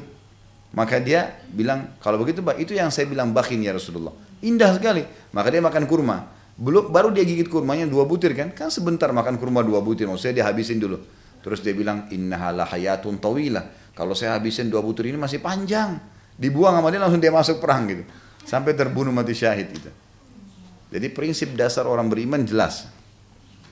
Ini berhubungan dengan bahasan hadis tadi, hadis nomor 4 kita tentang masalah adanya orang-orang yang niat untuk itu. Hadis nomor 5 sekalian kita bacakan, karena hadis nomor 5 ini mirip ya. Imam Bukhari meriwayatkan dari Anas radhiyallahu anhu, beliau berkata, kami pulang dari perang Tabuk bersama Nabi SAW. Maka beliau bersabda, inna aqwaman khalfana bil Madinah ma salakna syi'ban wala wadiyan illa wahum ma'ana habasahumul udhur. Sesungguhnya ada orang-orang di belakang kita di kota Madinah yang tidaklah kita melintasi jalan di pegunungan dan juga tidak melintasi lembah, melainkan mereka bersama-sama kita. Mereka mendapatkan pahala sama dengan kita. Mereka tertahan oleh uzur. Di sini hadis ini hampir serupa dengan hadis tadi yang kita bahasakan, bahwa orang semua yang niat baik memang, tapi betul-betul dia tertahan dengan uzur, maka akan dapat pahala sesuai dengan apa yang dia niatkan. Jihadnya kah, hajinya kah, apa saja. Ya. Saya pernah mengunjungi salah satu teman ayah saya di Makassar, lagi sakit. Beliau sudah meninggal, Allah yarhamnya orang ini. Saya setiap kali ke Makassar, seringkali ayah saya ajak kunjungin teman-temannya gitu. Ada satu temannya lagi sakit, dan semoga Allah muliakan, diketeter gitu kan. Dia nggak bisa lagi pindah dari ranjang, kencing pun di situ, sakit udah. Tapi sudah meninggal, Allah yarham. Waktu saya lagi duduk, kebetulan azan asar, saya bilang sama ayah saya mau sholat sebentar. Saya ke masjid gitu. Kemudian saya ke masjid, saya balik lagi. Nah, teman ayah saya ini kan tidak bisa ke masjid, lagi duduk. Terus dia ngomong, nak, dia bilang, saya dulu waktu masih muda seperti kamu, tidak pernah azan kecuali saya di masjid. Cuma sekarang sudah begini, udah nggak bisa buat apa-apa. Apa boleh buat? Allah sudah coba. Gitu kan? Jadi saya tiba-tiba berpikir, hadis ini itu kena sama dia sebenarnya. Artinya kalau saya tidak begini, maksud dia, saya akan ke masjid nih. Ini luar biasa, beda dengan orang yang tidak ada niat sama sekali. Ada orang di keteter nggak ada niat. Wah, memang tidak di keteter pun tidak mau ke masjid gitu kan. Nah ini beda dengan orang yang dasarnya memang semangat sekali, tapi apa boleh buat, ada udurnya. Nah ini dapat pahalanya. Dan saya juga waktu itu ambil pelajaran, saya bilang iya ya, subhanallah. Kenapa saya harus tunggu saya sakit, baru kemudian saya menyesal mau ke masjid. Mumpung masih sehat, ke masjid salah. Berapa menit sih ke masjid itu? Gitu kan? Setiap kali ke masjid dapat pahala, ada satu istana di surga, pulang dapat satu istana di surga. Ada hadis yang menjelaskan masalah itu. Tidak ada seorang pun ke masjid kecuali dapat satu istana di surga, pulang dari masjid juga sampai dapat satu istana di surga. Lalu untuk apa tidak ke masjid? Ibu-ibu harus motivasi suaminya. Azan dukung, jangan ibu malah bilang udah sholat sini aja sama saya, jangan. Memang suruh ke masjid, gitu kan? Motivasi, karena itu pahalanya besar. Hadis ini menjelaskan kita peperangan yang lain, yaitu perang Tabuk, ya. Perang Tabuk ini terjadi, Tabuk ini dulu sekarang masuk ke kota Saudi ya, sering turun salju sekarang. Dulu itu wilayah Romawi di zaman Nabi SAW, dan Nabi mengirim pasukan, memimpin pasukan pada saat itu menuju ke sana untuk menunjukkan kekuatan muslimin. Dan orang-orang Romawi tidak berani menghadapi Nabi SAW waktu itu, karena raja mereka dan para pendeta mengatakan kalau dia betul Nabi pasti kita akan kalah, lebih baik biarin aja. Maka Nabi SAW sempat pada saat itu menunggu dan akhirnya mendapatkan kemenangan. Itu kurang lebih bahasan kita. Tentu hadis nomor 6 sudah berbeda, akan ada bahasan tentang niat orang yang bersedekah. Sampai sini ada yang mau bertanya dulu?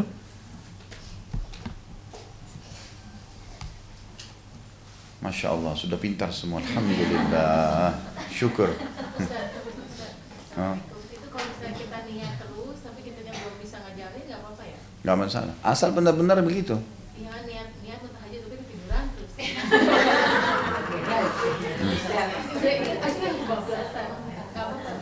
Nggak masalah, ya penting.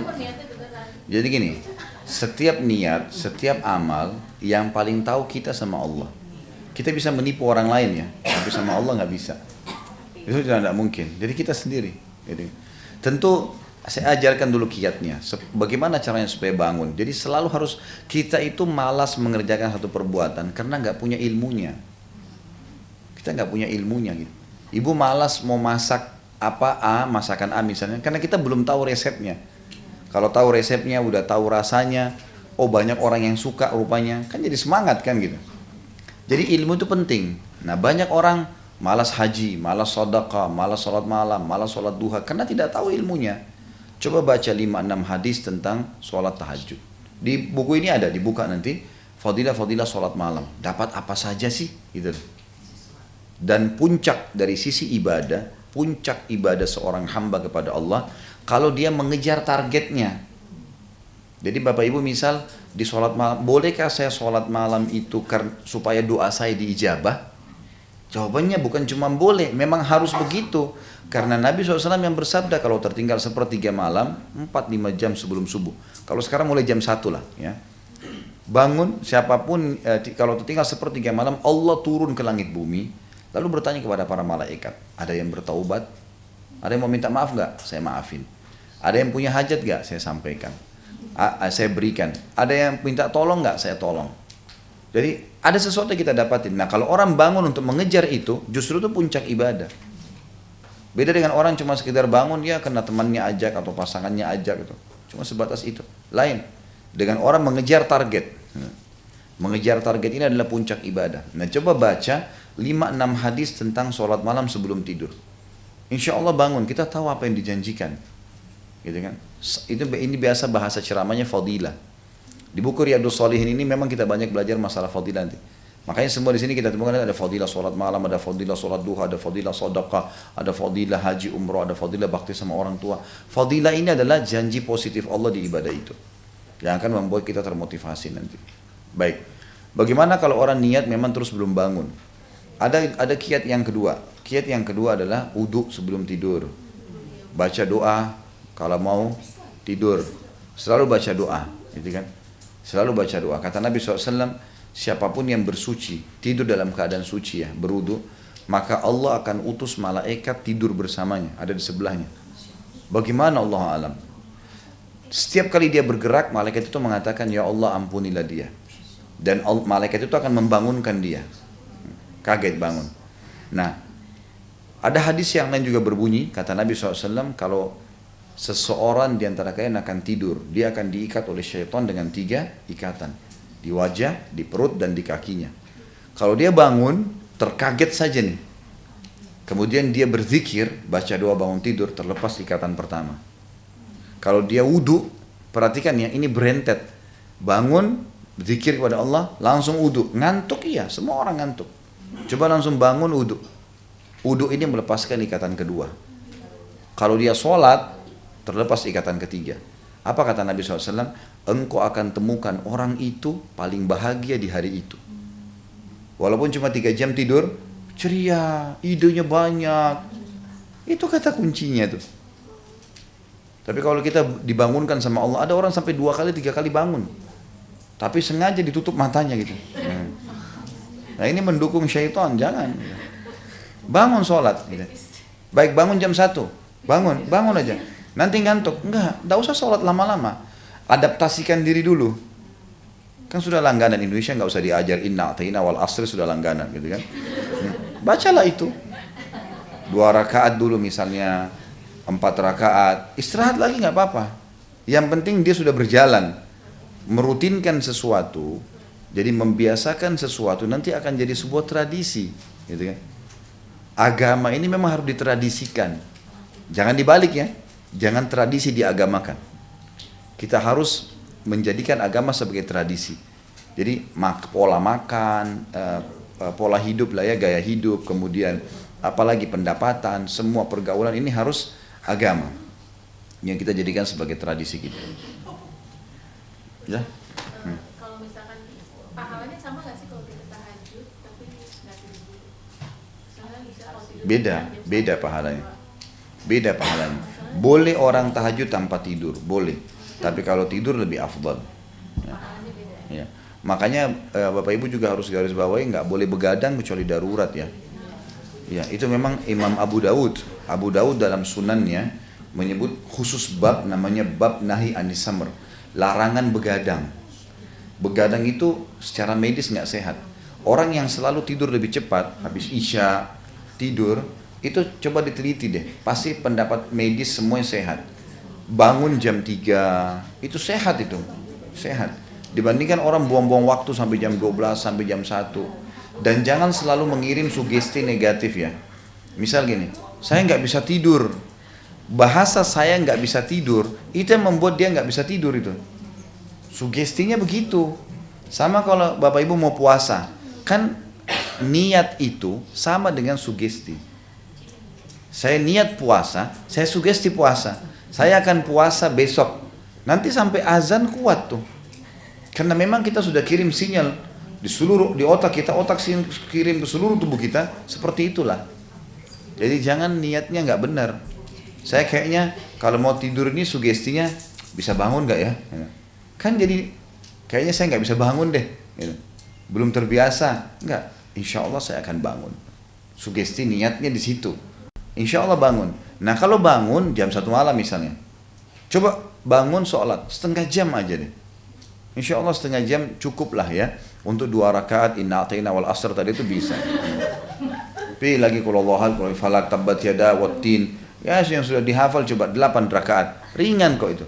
Jam 1 misalnya, setengah 2 sudah selesai. Jam 2 kurang 10 sudah tidurlah. Sampai menjelang subuh nggak apa-apa. Jam 4 sekarang setengah 5 subuh, jam setengah 5 bangun, azan subuh sholat. Yang penting jangan kehilangan sholat malam itu gitu. Dan untuk lebih meringankan, usahakan setelah sholat ba'diyah isya, itu sudah sholat witir. Karena memang di dalam hadis Bukhari disebutkan, Abu Hurairah berkata radhiyallahu anhu, aku diwasiatkan kekasihku 3 hal tidak pernah aku tinggalkan seumur hidupku. Yang pertama adalah, aku selalu sholat 2 rakaat duha. Yang kedua puasa 3 hari setiap bulan, namanya Ayyamul Bid, 13, 14, 15 yang pahalanya sama dengan setahun kan. Dan yang ketiga, aku tidak pernah tidur kecuali sudah witir. Ini nggak pernah ditinggalkan seumur hidup. Jadi witir dulu, jadi nanti malam bangun itu tinggal tahajud, nggak berat. Jadi nggak jadi beban, 11 rakaat kayaknya kesannya panjang gitu. Padahal sebenarnya tidak. Jadi nanti sisa 8 gitu kan. Seperti itulah. Dan ini ada hadis juga ya, siapa yang niat mengerjakan satu ibadah, kemudian dia tidak sempat melakukannya, kayak tadi mau sholat tidur, mau sholat malam, kebablasan gitu kan, maka dicatatkan baginya satu pahala lengkap.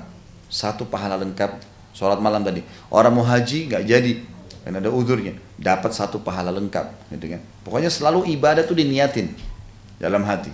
Kalau dia kerjakan, dia paksakan diri untuk kerjakan, akan dicatatkan baginya 10 kali lipat, bahkan sampai 700 kali lipat. Dan kelipatan-kelipatan yang banyak tergantung kadar niatnya dia. Makin dia ikhlas makin besar.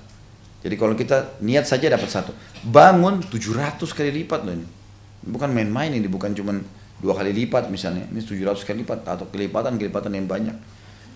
Dan siapa yang niat mengerjakan satu perbuatan dosa, udah niat mau berzina, sudah niat mau lakukan berdosa, lalu dia batalkan karena Allah ya, bukan karena ban mobilnya pecah, bukan karena emang takut sama Allah, gitu kan, tidak jadi, dicatatkan baginya satu pahala. Dan kalau dia kerjakan pun dosa itu hanya dicatatkan baginya satu dosa. Jadi itu karunianya Allah SWT. Makanya harus niat, dan ada kesempatan bangun ya bangun, kesempatan kerja kerjakan.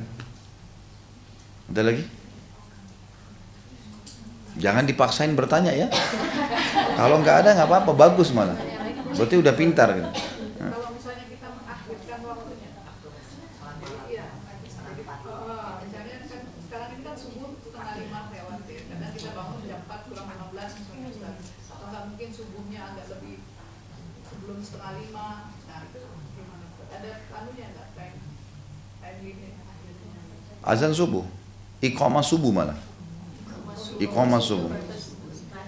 Iya, jadi kalau misal gini, ini contoh saja, ya, jangan dijadikan sebagai kebiasaan ya. Kalau misalnya Bapak Ibu tidur niat mau bangun sholat malam, pas kita terkaget, gitu kan, azan subuh, pas terkaget azan subuh, emang belum sholat tahajud, kemudian wudhu, ternyata selesai wudhu masih ada azan terdengar. Nah, kalau masjid dekat rumah, ini kalau masjid-masjid ini jalankan sunnah, biasanya mereka memilih durasi 50 ayat, 20 menit biasanya. Ya, 20, tapi ini kayaknya sulit di Indonesia ya. Ini 5 menit paling luar biasa sudah. Yang jelas anggaplah 5 menit misalnya. Kita anggap dalam 1 rakaat 1 menit, misal ya. Berarti kita masih bisa kerjain 2 rakaat tahajud, lalu 2 rakaat sunnatul fajr. Karena 4 rakaat 4 menit, 4 rakaat 4 menit, berarti masih ada 1 menit lebihnya. Itu masih boleh. Atau kebetulan kita lagi di masjid, itu apalagi kalau lagi umroh ya. Umroh itu kalau pas lagi umroh di Masjid Haram itu enak sekali sebenarnya. Karena durasinya 20-25 menit, lama. Nah, kalau sempat ketiduran dan ke Masjid Haram misalnya pas azan subuh, itu masih bisa selama belum iqamah sholat tahajud. Karena iqamah ini dilarang sholat. Kata Nabi SAW, tidak ada lagi sholat sunnah dengan iqamah sholat wajib, nggak ada lagi. Tapi orang kalau kebablasan masih bisa gitu. Dalam sebuah hadis dikatakan, kata Nabi SAW, kalau kalian dengarkan azan, segeralah berwitir. Artinya masih bisa sholat, gitu kan? Masih boleh dikerjakan selama belum iqamah. Ya, jadi nggak masalah, diterlambatkan nggak masalah. Malah kalau bisa lebih afdal memang diterlambatkan di akhir waktu itu. Tapi kan ini bagi orang yang sudah terbiasa. Saya bicara tadi ini kalau orang yang belum terbiasa, bagaimana adaptasinya. Pokoknya kalau kaget tengah malam, usahakan langsung sholat. Ada juga hadis yang mulia ya, kata Nabi SAW, siapa yang terkaget tengah malam, lalu dia membaca 3 potongan zikir ya. La ilaha illallah wahdahu la syarikalah, lahul mulku wa lahul hamdu wa huwa ala kulli syai'in qadir. Ini zikir yang sudah masyhur. La ilaha illallah wahdahu la syarikalah, lahul mulku wa lahul hamdu wa huwa ala kulli syai'in qadir. Kemudian subhanallah walhamdulillah wa la ilaha illallah wallahu akbar. Potongan zikir yang lain lagi. Yang ketiga, wala haula wala quwata illa billahil aliyil azim. 3 potongan. La ilaha illallah wahdahu la syarika lahu sampai habis. Subhanallah alhamdulillah wa la ilaha illallah sampai habis. Kemudian wala haula wala quwata illa billah sampai habis. Kan gitu. 3 Tiga ini kemudian dia baca, Allahumma gfirli. Ya Allah ampunilah aku. Kata Nabi SAW, kalau dia baca ini, diampuni semua dosanya yang telah lalu. Kaget saja nih, ini belum bicara sholat nih. Terkaget malam, begitu dia ucapin pertama, zikir ini. La ilaha illallah wahdahu la syarika lah, lahul mulku wal hamdu ala kulli syai'in qadir, subhanallah walhamdulillah wa la ilaha illallah, Allahu akbar, wa la haula wa la quwata illa billahil aliyil azim, Allahumma gfirli. Amin. Maka kata Nabi SAW, diampuni semua dosanya. Kalau dia berdoa diterima, kalau dia sholat diterima. Itu kata kuncinya. Makanya saya sering ingatkan istri saya, begitu kaget, jangan ngomong dulu, zikir. Ibu-ibu ini begitu bangun ngomong duluan. Zikir dulu, gitu kan. Langsung ngomong, mau kemana, bangun jam berapa, mau makan apa ini. Ada yang kadang-kadang sebelum bangun tidur ngunyah dulu. Gitu. Jadi zikir dulu. Baik, yang ketawa tahu diri ya, alhamdulillah. Ustaz tadi cuma Allahumma firli amin ya. Tidak usah pakai amin. Allahumma. Jangan ditambah-tambah. Ada lagi? Ustaz, untuk yang ayat kedua, karena saya dengar suruh tambahin salawat ya. Tahiyat. Ayat kedua, Semua tahiyat. ayat kedua salat wajib Semua tahiyat pakai salawat. pakai salawat. Semua tahiyat itu semua tahiyat. Tahiyat pertama, tahiyat kedua pakai salawat. Allahumma shalli ala Itu, Muhammad wa ala ya, Muhammad. sampai selesai. Sampai. Sampai beres sampai. Iya, innaka hamidum majid. Sebentar, sabar. Makanya biar saya yang jelasin. Kalau kita dialog nggak selesai-selesai. Ini bertanya tapi menerangkan. Jadi gini, hadis-hadis yang menjelaskan masalah doa tahiyat itu yang paling benar, yang paling lengkap dan sahih adalah salawat dibaca di dua-duanya. Jadi tahiyat pertama sama tahiyat akhir sampai innaka hamidum majid. Cuma bedanya tahiyat terakhir diikuti dengan 23 macam doa. Nah, ini bukunya ada di sini. Ya, ini ada di sini doa tahiyat ya. Nah, itu memang 23 macam doa ini seperti Allahumma inni a'udzubika min adzabi jahannam wa min adzabil qabr, itu salah satunya. Ada 23 macam doa. 23 macam doa ini itu nanti dibaca. Itu bedanya tahiyat akhir sama tahiyat awal. Dan di tahiyat akhir itu boleh berdoa. Boleh berdoa. Termasuk kalau sholat sunnah itu boleh berdoa dalam bahasa Indonesia. Kalau wajib, Kalau wajib nggak boleh. Kalau sholat sunnah. Ya. Jadi itu bedanya. Baik, maaf ini sudah jam 11 ini. Saya ada taklim lagi. Dan ini di Kuningan, lumayan jauh. Baik, kita tutup sampai sini insya Allah. Dan kita akan bertemu lagi di bahasan kita yang lainnya. Ini berarti Ramadan tidak ada ya? Libur, saya nggak ada. Saya tanggal 4 Juni sampai 12 Juni di Tokyo. 12 sampai 14 di Doha. Tanggal 21 Juni umroh. Udah nggak ada waktu. Dalam Ramadan nggak ada taklim di Jakarta. Ya? Daurah ada. Kalau daurah enggak, daurah itu kan nanti di sana Jumat, Sabtu, Ahad memang. Ya, itu ada. Kalau daurah keluarga insya Allah ada. Kalau ada yang berminat ikut. Kalau ada juga bapak ibu yang mau ikut umroh tanggal 21 Juni bisa. Saya bimbing umroh yang 10 akhir Ramadan. Sebenarnya bukan 10 akhir ya. Cukup lama itu. Memang 18 hari 16 malam itu. Nah, kalau ada yang mau umroh plus Aqsa itu bulan Oktober. 1 Oktober sampai 14 Oktober. Dengan ada juga 1 sampai 14 Oktober. Ada juga Desember. Tapi Desember saya nggak ingat tanggalnya. Bisa ibu-ibu catat dari, ambil nomor telepon Pak Agus kan sudah saya kasih. Ya. Hah? Pak Marwan itu untuk daurah. Ada Pak Agus yang Kastorindo yang saya bimbing. Ya, 0811 930 723 930 723. Nanti bilang aja Pak Agus, saya dari jemaahnya Ustadz Khalid mau tanya umroh, gitu kan. Nanti akan dijelaskan keterangan-keterangannya. Tapi yang plus Aqsa itu memang 2 kali, Oktober sama Desember. Itu memang tepatnya kalau Oktober itu pas selesai haji. Jadi nanti kita pakai visa transit. Jadi kita dari Jakarta ke Jeddah dulu 3 hari di Mekah. Masuk Mekah dulu, kita keluar ke Aqsa, ke Jordan dulu, baru ke Aqsa, baru dari Aqsa kembali ke Yordan, baru ke Madinah. Sekitar 12 hari lah, 12 hari perjalanan. Ya ini yang saya bimbing, yang saya sampaikan ini yang saya bimbing. Jadi nanti di sana juga akan ada pengajian-pengajian, ada penjelasan tentang sejarah, seperti itulah. Baik, kemudian juga ada beberapa kegiatan-kegiatan sosial yang Bapak Ibu kalau berminat untuk ikut. Kita ada pembangunan masjid. Masjid ini 3,5 juta rupiah per meter persegi. Lantai, atap, dinding, lengkap. Misal saya mau wakafin buat ibu saya 100 meter masjid deh. Beliau tinggal kali 3,5 juta kali 100 meter, 350 juta misalnya. Nanti akan saya laporin, ini lokasinya, difotoin di WhatsApp. Lokasi di sini keterangannya masyarakat jumlahnya sekian orang. Kemudian dari pertama pondasi sampai selesai masjid nanti akan difoto.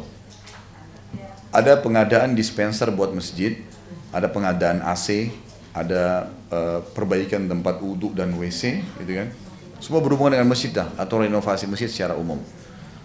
Kemudian ada juga untuk dai-dai, ini pengadaan motor buat dai. Kemudian ini alhamdulillah sudah kita keluarin sekitar 40-50 motor. Dari jemaah semua pada nyumbang, ada yang nyumbang langsung motor, 7 motor, ada yang 1 motor, ada yang cuma nyumbang beberapa juta. Pokoknya nanti kalaupun tidak cukup nilainya antara 16,5 juta sampai 28,5 juta. Tergantung dana yang terkumpul berapa nanti kita beliin motor. Nanti saya kirimin di WhatsApp ini foto dai yang terima, namanya dia ini motornya, dia foto dekat motornya nanti. Ya anggaplah 4 tahun dia pakai motor itu. 4 tahun kita panen pahalanya. Itu udah luar biasa gitu. Kemudian ada juga sponsor dai setiap bulan 3,5 juta untuk satu keluarga dai. Jadi kita seperti jadi ayah atau ibu angkatnya gitu. Jadi gulahnya, kopinya, segala gitu kan. Kemudian juga ada perpustakaan dai. Perpustakaan dai itu 60 judul buku dengan 2,5 juta. Jadi Bapak Ibu kasih 2,5 juta, saya siapin 60 judul, nanti saya kasih ke dai-dai, dibagi-bagi. Ada juga untuk dai ini hal-hal yang sederhana ya, seperti baju koko, baju yang dipakai taklim, sendal gitu kan. Ya, saya pernah subhanallah waktu ceramah di Aceh, saya terinspirasi di situ. Sendal saya putus dengan hikmah Allah. Ada satu jemaah beliin sendal. Saya beli sendal sebenarnya, tapi dibayarin sama dia. Sendal itu sampai sekarang masih saya pakai. Setiap saya pergi taklim saya lihat ini pahalanya orang ini. Cuman 200.000, 300.000 tapi panen terus pahala nih. Karena orang kan keceramah, ini kita targetnya memang dai ya. Dai-dai.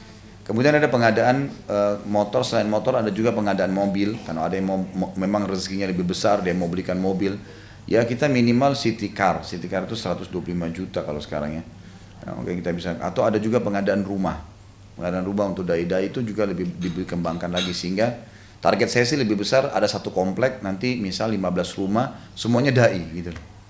Jadi mereka bergabung di situ. Jadi orang kalau mau cari ustadz siapa ya di situ gitu. Kemudian pengadaan sumur, penggalian sumur itu 5,5 juta per meter per sumurnya ya. Ini beberapa daerah. Ini ada satu daerah di daerah Sulawesi Tenggara, 100 kakak itu nggak ada air sama sekali. Airnya harus naik gunung 3 km. Situ ada mata air. Jadi semua satu kampung itu ngambil air, mereka pikul tiap hari. Subhanallah, sekretaris saya ke sana, dia bilang, Ustadz mata air ini susah karena di atas gunung. Lebih baik ini kita blok, buatin pasangin pipa, nanti sampai ke masjid 3 km. Setelah dihitung 6,5 juta, tidak seberapa. Air cuma sampai ke masjid. Nanti masyarakat sudah nggak perlu naik gunung, ambil di masjid. Sampai sekarang 100 kakak hidup, 6,5 juta. Berapa banyak pahala yang didapatin gitu. Kemudian juga ada sponsor janda. Ini kalau janda 2,5 juta per bulan. Ya, maksudnya yang tidak mampu. Ya. Yang tidak mampu biasanya ada di antara mereka tuh sering di pinggir jalan, bawa kereta, gerobak-gerobak, ya orang yang tidak mampu. Ada satu orang ibu dulu, anaknya 2 atau 3, ibu ini tidak mampu. Pernah minta tolong sama saya gitu. Kemudian kita berikan bantuan setiap bulan. Dia berikan masukan saya, Ustadz, daripada Ustadz bantu setiap bulan, lebih baik Ustadz kasih modal usaha. Saya tanya, ibu bisa apa? Dia bilang, saya jual nasi uduk Ustadz. Baik, berapa modal nasi uduk? Dia bilang 500.000 modalnya. Tidak seberapa. Modal nasi uduk bisa jual di gang, udah saya sudah bisa jual 500.000. Cuma butuh gerobak Ustaz. Baik, saya tanya yang gerobak. Gerobak mungkin sekitar 2,5 juta waktu itu. Jadi 3,5 juta berhenti minta-minta, udah nggak minta lagi. Udah. Hidup gitu. Dan ini kata Nabi SAW, sponsor janda itu sama dengan mujahid di jalan Allah. Ada hadisnya itu, sama dengan jihad itu. Besar. Karena mereka tidak ada penaungan. Gitu. Kemudian juga ada alokasi zakat mal. Bagi bapak ibu yang punya harta mau dialokasi di Ramadan, juga kita punya alokasi zakat mal di banyak sumber-sumber orang-orang miskin yang sudah dinaungi oleh yayasan saya. Kemudian juga ada alokasi bunga bank. Jadi bapak ibu yang punya rekening di bank konvensional ada bunga ribanya, itu bisa dialokasikan untuk fasilitas umum, WC umum, paving block dan seterusnya, seperti itulah. Kemudian yang terakhir ini ada program terbaru, tentu ini sebar buku ya, seperti buku yang saya bawa contohnya, ya. Ini 15.000. Ya. Ada buku ini 132 doa, kita cetak ulang. Sebenarnya ini selalu cetak ulang 10.000 buku selalu dan disebar. Nah ini tujuannya ada orang yang beli 10, bukan beli sebenarnya ya, dia bayar ongkos cetaknya ini. Ini dicetak, karena ini memang bukan kita jual-jual di toko gitu. Ini cetak ulang untuk dibagi. Dengan ada yang satu lagi buku tentang Ramadan, tentang puasa Ramadan. Ini juga sama 15 ribuan. Ini buku ini bisa disebar, dibagi. Jadi kalau bapak ibu lagi main ke rumah keluarga, titipin, kasih, lagi beli belanja di mana, ya kasih titip buku. Mudah-mudahan dapat hidayah. Kita nggak tahu ya. Anggaplah misal rumah kerabat kita ini pembantunya yang baca, nggak apa-apa. Mudah-mudahan dapat hidayah, kita nggak tahu. Dan tidak seberapa 15.000 ilmu kalau mau dibaca itu, kalau mau ditulis susun tuh nggak mudah gitu. Allahu a'lam. Yang jelas ada beberapa sampel yang saya bawa. Kalau kurang bisa main ke tempat saya. Siapa tahu bapak ibu juga mau coba restoran saya gitu kan. Di Condet Raya nomor 50. Restoran Timur Tengah namanya Ajwad. Ustaz, ini bawahnya cuma satu. Enggak, ada banyak. Yang ini? Ada banyak. Ada dua masing-masing kalau nggak salah 25 buku tadi. Baik, mungkin begitu ya. Jadi kalau ada yang berminat nanti untuk kegiatan-kegiatan sosial ini bisa kontak ke nomor HP saya ya. Dan sudah saya kasih ke teman-teman panitia nomor HP-nya. Mungkin begitu. Subhanakallahumma wa bihamdika asyhadu an la ilaha illallah astaghfirullah wa atubu ilaik. Wassalamualaikum warahmatullahi wabarakatuh.